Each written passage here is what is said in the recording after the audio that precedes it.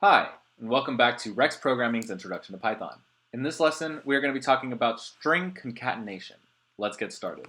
Go ahead and open Atom, and in Atom, create a new file in your strings folder called stringconcatenation.py.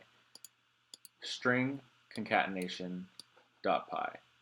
And this is going to be a program to help you learn about linking strings together using the plus sign.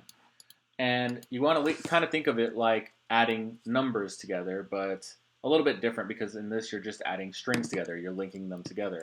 And so, for example, we'll say that we have a person whose name is Bobby, and Bobby's favorite sport is football.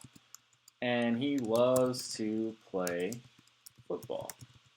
And because Bobby loves to play football, if we want to print that together, we could say something like print name plus favorite sport. And if we do that, we're concatenating those two strings together.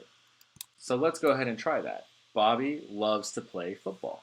And that is string concatenation, linking strings together using the plus sign.